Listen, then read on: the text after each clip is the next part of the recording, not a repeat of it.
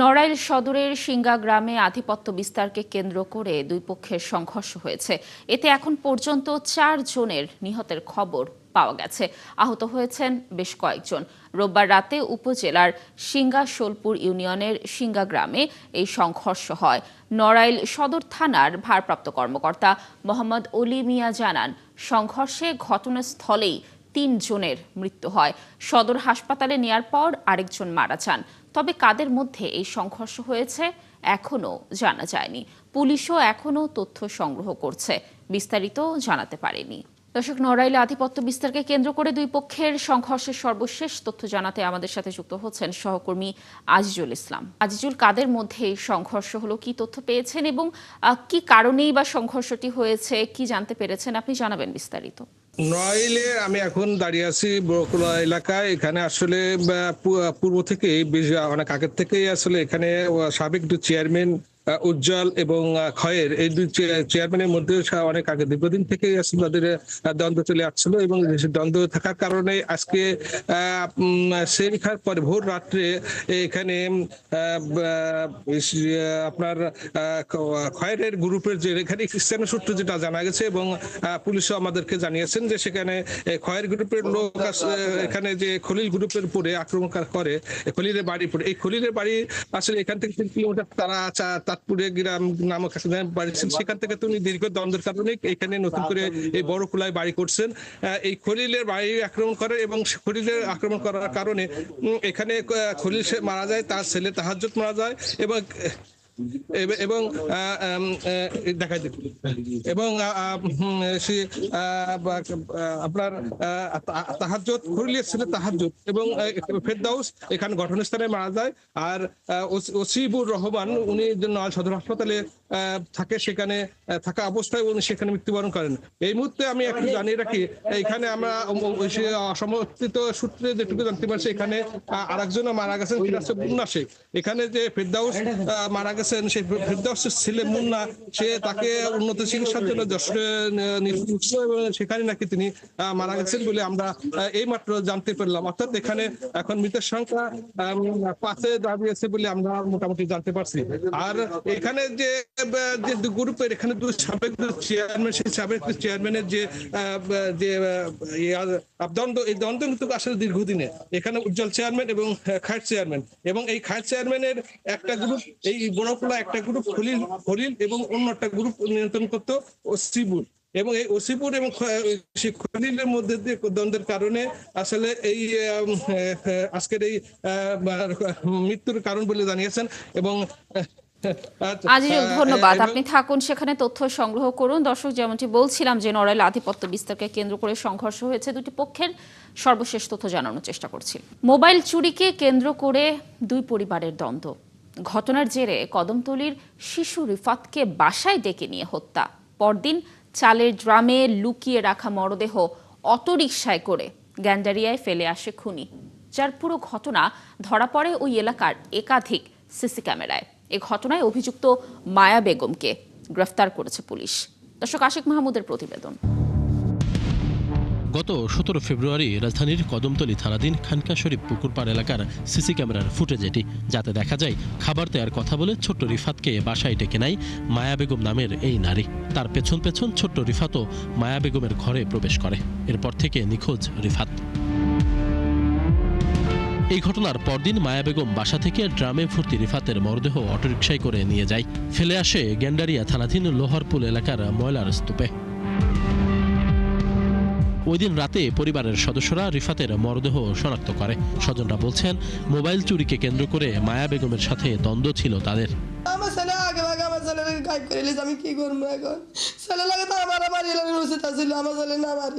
আমাদের মোবাইল একটা চুরি হয়েছে, মোবাইলটা ওই মহিলা চুরি করছে, মোবাইলের জেদ নিয়ে আমার ছেলের খুন করছে। তারেক রহমান সাহেবের কাছে এটাই অনুরোধ, সবার কাছে অনুরোধ, দেশবাসীর কাছে একটাই অনুরোধ, আমি এই মহিলার ফাঁসি চাই।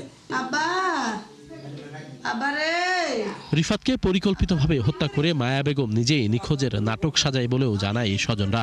ওনারা খুঁজতেছে, আমাদের সাথে বলতেছে কি তোর বাইরে খোঁজ পাওয়া যাবে, কে নিচে এনতেন এডি বলতেছে। আমার কয় যে নিচে নিচে পায়া যাবি, এরপরে যে বলতেছে দোয়া কর, ইয়ে কর, নামাজ পড়, এনতেনেডি কইয়া রাখছে আমার। তারাও আমাদের সাথে এমনভাবে চলছে, মানে আমার নাতিরে ফাই যাইব, তোমরা টোকো, সমস্যা না, আল্লাহ যদি বাঁচা, আমার নাতিরে যদি পায় আমি মসজিদে 20 টাকা দিব, আরো হেও কইতে আছে। কদমতলীর খানকা শরীফ পুকুরপাড় এলাকায় সবার প্রিয় ছিল রিফাত। তার এমন করুণ মৃত্যু কিছুতেই মানতে পারছে না এলাকাবাসী। সবার দাবি সর্বোচ্চ শাস্তি হোক খুনির। ও ছোট্ট একটা বাচ্চা, ও তো নিষ্পাপ, ও কিচ্ছু বোঝে না। মহিলা যেই কাজ করবে কল্পনার বাইরে, যেই কাজ করছে এই কাজের জন্য তার ফাঁসি হোক। মোবাইল চুরি করছে, বাচ্চা দেখছে, এই জন্য বাচ্চার ঘরের ভিতরে নিয়ে মাইরা ড্রামে করে লয়ে নিয়ে সূত্র করে ফেলাইস। নতুন ড্রাম কিনা আছে, আইন আবার সেই ড্রামের ভিতরে বসে কাপড় দিয়া বইরা যাইতে পরে রিস্কা লয় গইতেছে কয়েকটা বারকে। আমরা ফাঁসি চাই, কারণ এই মহিলা এরকম এতটুকু বাচ্চা তো নির্দোষ, কারণ তাকে কেন এরকম মারলো। এই ঘটনায় রিফাতের মা বাদী হয়ে কদমতলী থানায় হত্যা মামলা দায়ের করেছেন। ইতিমধ্যে সিসি ক্যামেরার ফুটেজ বিশ্লেষণ করে মায়া বেগমকে গ্রেপ্তার করেছে পুলিশ। বিভিন্ন সিসি ফুটেজ এবং প্রযুক্তি ব্যবহার করে এক পর্যায়ে আমরা ওই মহিলা মায়া বেগম আর কি এই ঘটনার সাথে সরাসরি সম্পৃক্ত, তাকে আমরা জিজ্ঞাসাবাদ করি, এক পর্যায়ে সে স্বীকার করে। তাদের দুই পরিবারের মধ্যেই মোবাইলকে চুরিকে কেন্দ্র করে দ্বন্দ্ব বিবাদ হয়।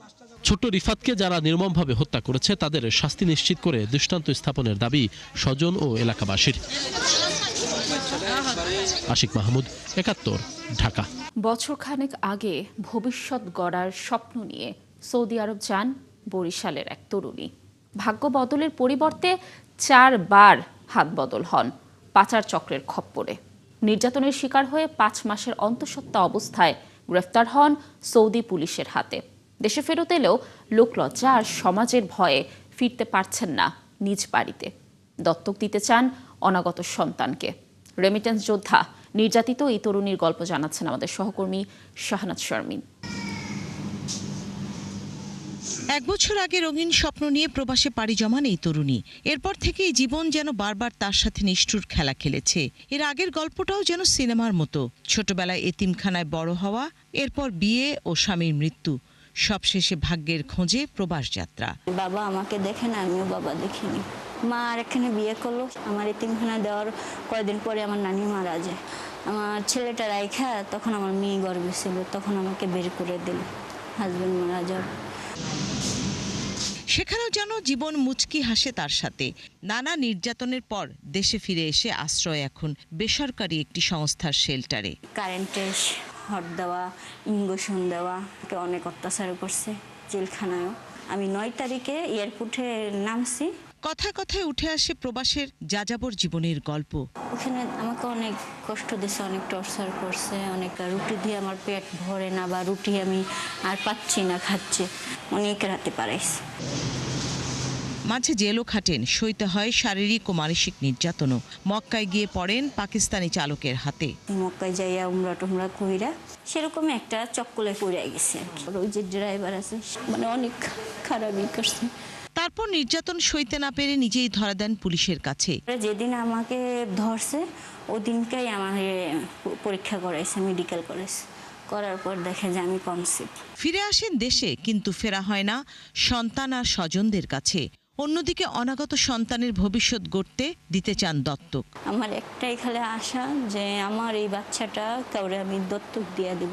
প্রবাসীদের নিয়ে কাজ করা বেসরকারি সংস্থার এই কর্মকর্তা বলেন, ওই দেশের কর্তৃপক্ষ ও দূতাবাস নির্যাতিত তরুণীর সাথে সুবিচার করেনি। তো সে সৌদি যে নিয়োগকর্তা বাড়িতে কাজ করত, সেই একই বাড়িতে থাকা কিন্তু পাকিস্তানি একজন নাগরিক, যে মেয়েদেরকে জানিয়েছে যে এই বাংলাদেশি গৃহকর্মীকে তাকে ধর্ষণ নিপীড়ন করে। এই মেয়েটাকে পাঠিয়ে দেওয়ার আগেই আমাদের সৌদি আরবের বাংলাদেশ দূতাবাসের উচিত ছিল তারা ঘটনাটার বিস্তারিত জেনে এই মেয়েটার জন্য বিচার পায় সেই বিষয়টা কিন্তু দেখভাল করা। আর সেই অবিচার আর অন্যায় শিকার তরুণীর কণ্ঠেও যেন জীবনের জন্য হাহাকার। জন্ম দিলেই যে মা হয় তা কিন্তু না।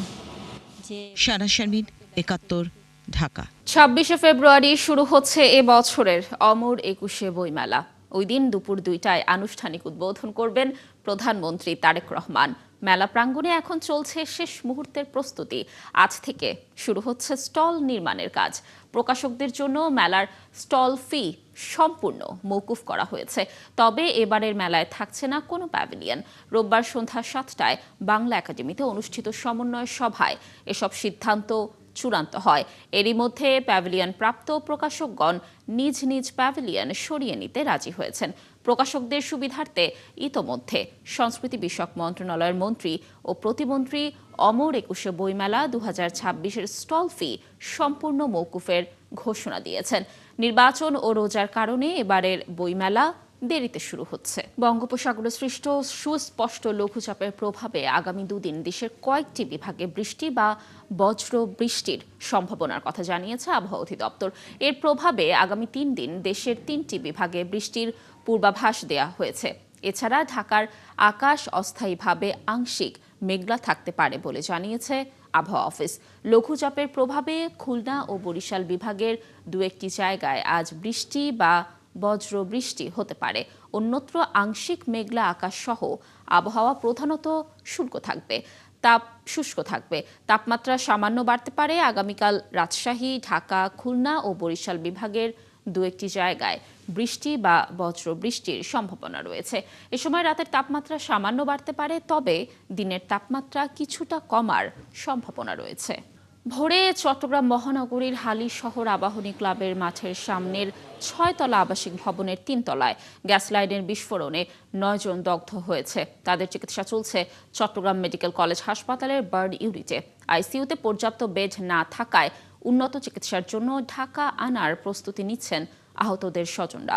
দর্শক, এই বিষয়ে বিস্তারিত জানাতে যুক্ত হচ্ছেন সহকর্মী রাজীব পড়ুয়া। রাজীব, বিস্ফোরণটি কখন নাগাদ হয়েছে, কতজন দগ্ধের সর্বশেষ খবর রয়েছে আপনার কাছে, এবং তাদের শারীরিক অবস্থার বিষয়েও জানাবেন আমাদের। লাবণী, আজ ভোরে সেহরির আগে করে আসলে এই দুর্ঘটনাটি ঘটে চট্টগ্রামের হালি শহর এলাকায় এইচ ব্লকে একটি 6তলা ভবনের 3 তলায় বাসায় এই দুর্ঘটনাটি ঘটে। আমরা এখন ওই দুর্ঘটনা কবলিত বাসায় এসেছি। আপনি তো দেখছেন চারিদিকে জিনিসপত্র সব পুড়ে গেছে, ছড়িয়ে ছিটিয়ে আছে। তো এই দুর্ঘটনায় এই বাড়ির 9 জন সদস্য আহত হয়েছেন। এর মধ্যে এই বাসায় যিনি থাকেন তিনি এবং তার স্ত্রী সহ 2 ছেলে মেয়ে এবং তার ভাই থাকতো, ছোট ভাই থাকতো, এবং তার মেজো ভাই তার পরিবার নিয়ে বাড়ি থেকে এসছেন এখানে বেড়াতে। ফলে সব মিলিয়ে 3 ভাই এবং তাদের পরিবারের ছেলে মেয়ে সব মিলিয়ে 9 জন সদস্য দগ্ধ হয়েছেন, এবং যাদের মধ্যে 3 জন 100% পুড়ে গেছেন, 1 জন 80%, 2 জন 45%, 2 জন 25% এবং 1 জন 20% পুড়েছে।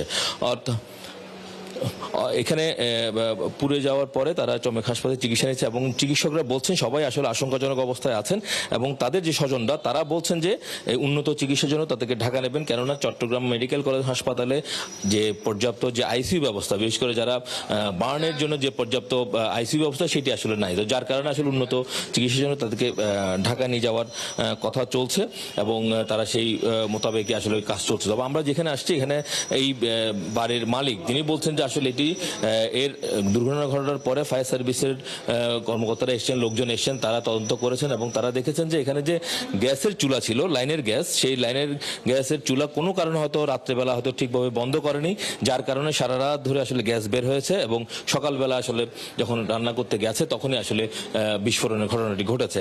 এবং স্বজনরা প্রথমে বলেছিল যে এখানে কোনো ধরনের সিলিন্ডার গ্যাস নেই, লাইনের গ্যাসের কোনো সমস্যা ছিল না, লিফটের যে ঘর, সেই লিফটের ঘরের তো গ্যাস জমে এই দুর্ঘটনা ঘটে। তবে এখানে যারা তদন্ত করেছে, বিশেষ করে ফায়ার সার্ভিস, তারা বলছে লিফটের কোনো সমস্যা নেই, এটি হচ্ছে গ্যাসের সমস্যা ছিল। গ্যাসের কোনো কারণে হয়তো গ্যাস লাইনটি অসাবধানবশত ঠিকমতো হয়তো বন্ধ করা হয়নি, যার কারণে গ্যাস সারা রাত ধরে বেরিয়েছে, এবং সকালবেলা রান্না করতে এই দুর্ঘটনা ঘটেছে। এবং এখানে পুরো জায়গাটি আপনি হয়তো দেখছেন সবকিছু পুড়ে গেছে, এবং এখানে সমস্ত আসবাবপত্র যা যা আছে সবকিছু পুড়ে গেছে, এবং এখানে যারা আহত হয়েছেন তারা এখন চিকিৎসা নিচ্ছেন, এবং উন্নত চিকিৎসার জন্য সবাই এখন। ধন্যবাদ আমাদের সাথে যুক্ত থাকার জন্য। আপনি থাকুন সেখানে, নিশ্চয়ই আমরা এই বিষয়ে আরো আপডেট জানতে আবারও আপনার সাথে যুক্ত হব পরবর্তী সংবাদ সংযোগগুলোতে। দর্শক, চট্টগ্রাম থেকে যুক্ত ছিলেন সহকর্মী রাজীব পড়ুয়া। ঈদে পোশাক শ্রমিকদের বেতন বোনাস দিতে সরকারের কাছে আটকে থাকা প্রণোদনার 5,700 কোটি টাকা ছাড় এবং 2 মাসের জন্য স্বল্প সুদে ঋণ চেয়েছে গার্মেন্টস ও নিট মালিকদের সংগঠন বিজিএমইএ এবং বিকেএমইএ। তাদের দাবি, উৎপাদন খরচ বাড়লেও পোশাক রপ্তানি ও দাম কমেছে, ফলে আর্থিক সংকটে রয়েছেন মালিকরা। এই অবস্থায় শ্রমিকদের ঈদ আনন্দময় করতে সরকারের সহায়তা চেয়েছেন মালিকরা। জাহিদুল ইসলামের প্রতিবেদন। প্রতি বছর রোজা এলে পোশাক শ্রমিকদের বকেয়া পাওনা, মজুরি এবং ঈদ বোনাস পরিশোধ নিয়ে দেখা দেয় অনিশ্চয়তা, যার ব্যতিক্রম নয় এবারও।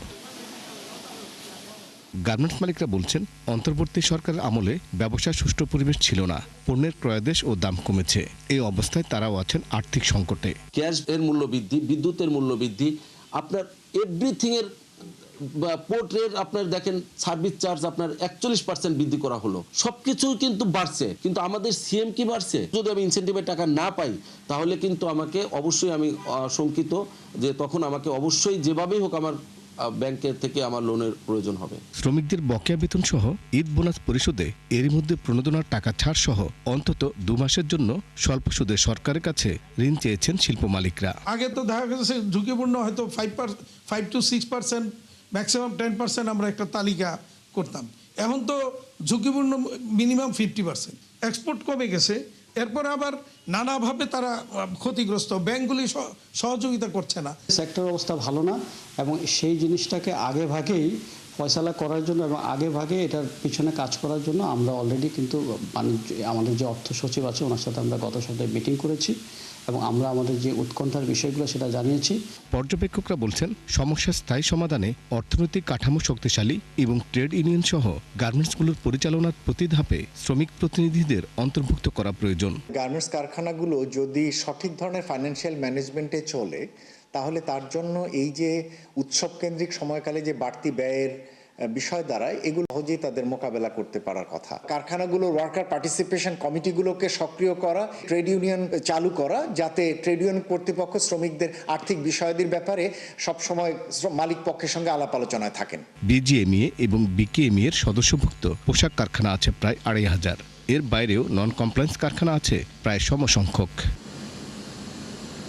জাহিদুল ইসলাম, 71, ঢাকা। ঠাকুরগাঁওয়ে উন্নত মানের বীজ সরবরাহ ও মাঠ পর্যায়ে পরামর্শ দিয়ে কৃষকদের তুলা চাষে উদ্বুদ্ধ করা হচ্ছে।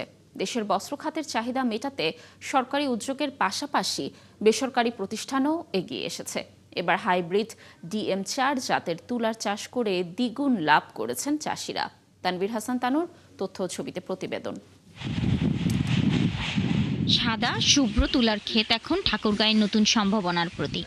বিশ্ববাজারে তুলার চাহিদা বাড়ায় দেশের শীতপ্রধান এলাকায় তুলার চাষ বাড়ানোর চেষ্টা চলছে। কৃষি বিভাগের হিসাবে বাংলাদেশে বছরে প্রায় 80 লাখ বেল তুলার চাহিদার বিপরীতে 1.60 থেকে 2.40 লাখ বেল উৎপাদন হচ্ছে। আগের জাতের তুলনায় এখনকার নতুন যেগুলো জাত আসছে DM4 আর অন্য জাতের থেকে এই দুইটা সব থেকে তুলার আবাদ আমাদের এদিক বেশি হচ্ছে এবং ফলনও বেশি। আগামীতে এখন তুলা চাষ আমরা বেশি করব। নতুন কইছি আর কি, তো তুলা আল্লাহ দিলে ভালো হয়েছে, আরো করব। কৃষকরা জানান 1 বিঘা জমিতে DM4 জাতের তুলার চাষে খরচ হয় 25 থেকে 30 হাজার টাকা, ফলন হয় 18 থেকে 20 মণ।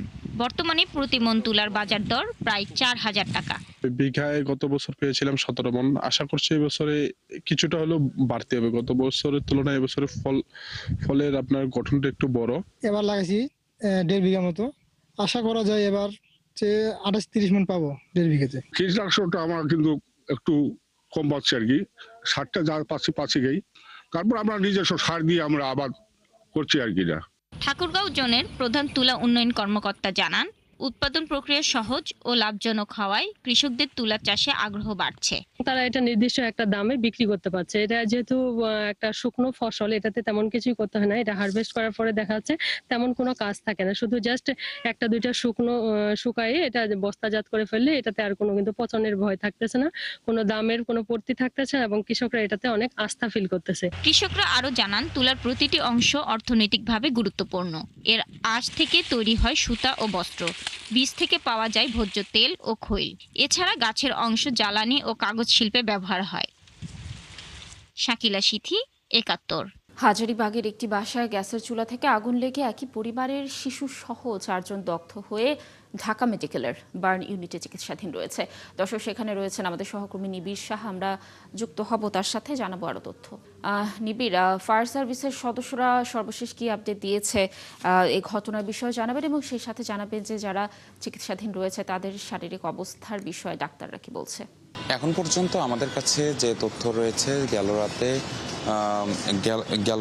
4:37 এই যে 4 জন দগ্ধ 4 জন, তারা জাতীয় বার্ন অ্যান্ড প্লাস্টিক সার্জারি ইনস্টিটিউটে আসেন এবং এখানে তাদেরকে ভর্তি করা হয়। এখানে আমরা যাদেরকে দেখেছি যে স্বামী স্ত্রী এবং তাদের 2 সন্তান, অর্থাৎ একই পরিবারের 4 জন দগ্ধ হয়েছেন গ্যাস লাইনের লিকেজ থেকে বিস্ফোরণে। এবং সেখানে আমরা চিকিৎসকদের সাথে কথা বলে আমরা যেমনটি তথ্য পেয়েছি, যেমন 22 বছরের অপু, তার শরীরের 7% পুড়ে গেছে।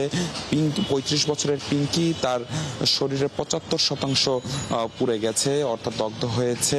সেই সাথে মোহাম্মদ রোমান 40 বছরের, তার 25% পুড়ে গেছে। এবং মায়ান নামে 3 বছরের আরেক শিশুর 24% পুড়ে গেছে। অর্থাৎ চিকিৎসকরাও কিন্তু আসলে, যেহেতু আমরা জানি এবং চিকিৎসকরাও বরাবরই বলেন যে এই দগ্ধ রোগীর ক্ষেত্রে বরাবরই 9% ওপরে গেলে সেটি আসলে তারা অতি ঝুঁকিপূর্ণ হিসেবে ধরে নেন। যার কারণে কিন্তু এই যে গতকাল রাতের যে ঘটনা, অর্থাৎ রায়ের বাজারের যে বিস্ফোরণের ঘটনা, সেই গ্যাস লাইন এর লিকেজ থেকে যে বিস্ফোরণ, সেই বিস্ফোরণেও যে আমরা একজন বাদে বাকি সবারই আমরা দেখছি যে 9% বেশি দগ্ধ হয়েছে তাদের শরীর। যার কারণে কিন্তু চিকিৎসকরা 3 জনকেই কিন্তু আসলে খুবই অধিক ঝুঁকিপূর্ণ হিসেবে ধরছেন। পাশাপাশি 7% যার পড়ে গেছে তাকেও কিন্তু আসলে হাসপাতালে ভর্তি রাখা হয়েছে এবং সবার কিন্তু এখন পর্যন্ত চিকিৎসা চলছে। তো পরবর্তী আপডেট হয়তো বা পরবর্তীতে আরো অন্য কোনো বুলেটিনে আরো জানাতে পারবো। এই ছিল আমাদের সাথে যুক্ত থাকার জন্য। আপনি থাকুন সেখানে, তথ্য সংগ্রহ করুন। নিশ্চয়ই এই বিষয়ে আরো তথ্য আমরা পরবর্তী সংবাদ সংযোগগুলোতে আপনার মাধ্যমে দর্শকদেরকে জানানোর চেষ্টা করব। তাছাড়া চলছে সংবাদ সংযোগ, সরাসরি সংবাদ অনুষ্ঠান দেখতে চোখ রাখুন ৭১-এর ফেসবুক পেজ এবং সাবস্ক্রাইব করুন ৭১-এর ইউটিউব চ্যানেল ৭১-এর সাথে।